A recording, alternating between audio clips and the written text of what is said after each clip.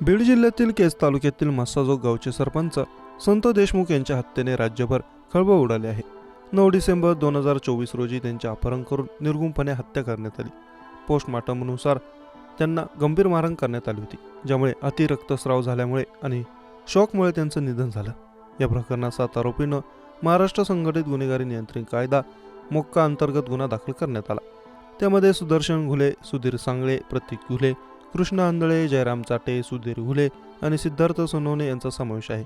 मुख्य आरोपी कृष्ण आंधळे अद्याप फरार आहे. या हत्येचं मूळ पवनचक्की प्रकल्पातील खंडणी प्रकरणात असल्याचं समोर आलं. या संदर्भात मंत्री धनंजय मुंडे आणि यांचे निकटवर्तीय वाल्मिक कराड यांच्यावर खंडणीचा गुन्हा दाखल करण्यात आला.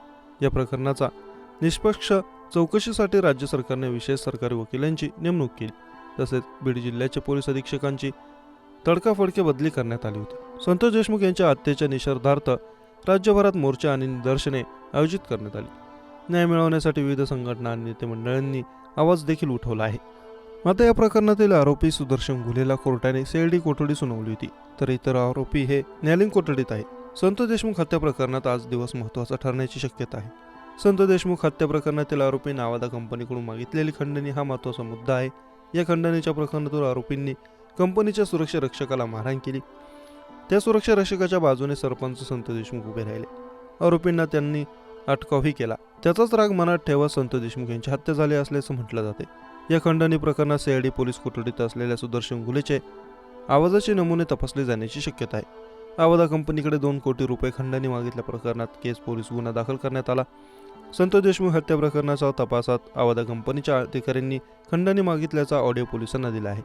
त्यामुळे आवाजाचे नमुने तपासले जाणार आहेत. CID कोठडीत आज आरोपी सुदर्शन घुलेची कसून चौकशी होण्याची शक्यता आहे. सुदर्शन घुलेची खंडणी प्रकरणात सहभाग असल्याचा समोर आलं. मात्र सुदर्शन घुले याने कोणाच्या सांगण्यावरून खंडणी मागितली, खंडणीची काही रक्कम स्वीकारली आहे का, अशा अनेक महत्त्वाच्या मुद्द्यांची चौकशी केली जाणार आहे. तसेच खंडणी प्रकरणाचे सत्य बाहेर येण्याची शक्यता वर्तवली जाते. खंडणी प्रकरणात सुदर्शन घुले, विष्णू चाटे आणि वाल्मिक कराड यांच्या विरोधात गुन्हा दाखल आहे. यात आणखी कोणाचा सहभाग आहे का, हेही तपासले जाणार आहे. संत देशमुख हत्या प्रकरणातील आरोपी कृष्ण आंधळे हा अजूनही फरार आहे. 2 वेळा फरार घोषित करूनही कृष्ण आंधळे अद्याप पोलिसांना सापडला नाही. हत्या केल्यानंतर सर्व आरोपी एकाच गाडीने वाशीपर्यंत गेले. गाडीच त्याच ठिकाणी सोडून आरोपी पळून गेले. त्याचा व्हिडिओही समोर आला. मात्र नेमकं कृष्ण आंधळे 60 दिवसानंतरही सापडत नाही. त्यामुळे कृष्ण गेला कुठे, असा प्रश्न उपस्थित होतोय. स्थानिक नागरिकांनी आणि संतोष देशमुख यांच्या कुटुंबियांनी पोलिसांना आरोपीला पाठीशी घालण्याचा आरोप केला. पोलिसांनी त्याचा शोध घेण्यासाठी विविध ठिकाणी छापे मारले. मात्र कृष्ण आंधळे हाताला लागत नाही. कृष्ण आंधळेच्या तपासासाठी तब्बल 5 पथके रवाना आहेत. कृष्ण आंधळे हा सराईत गुन्हेगार असून सुदर्शन घुले याच्यासोबत अनेक दिवसांपासून सोबत आणि बऱ्याच गुन्ह्यांमध्ये सहभाग राहिला आहे. खंडणीच्या गुन्ह्यामध्ये आधीच वाल्मिक कराड आणि विष्णू साठेची चौकशी झाली. मात्र सुदर्शन घुलेची चौकशी होणे बाकी होती. या पोलीस कस्टडीमध्ये सुदर्शन घुलेची वाईस सॅम्पल घेतली जाणार आहे.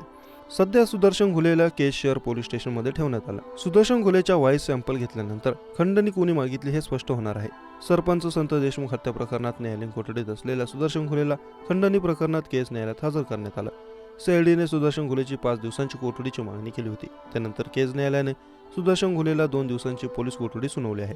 केज येथील आवादा एनर्जी पवनचक्की प्रकल्प चालकाकडून 2 कोटींची खंडणी प्रकरणी सुदर्शन घुलेसह इतर आरोपींना केज पोलीस ठाण्यात गुन्हा दाखल होता. आरोपी सुदर्शन घुलेला सरपंच संत देशमुख हत्या प्रकरणात अटक करण्यात आली. संत देशमुख खंडणी प्रकरणात CIDकडून सुदर्शन घुलेची चौकशी आणि तपास केला जातोय.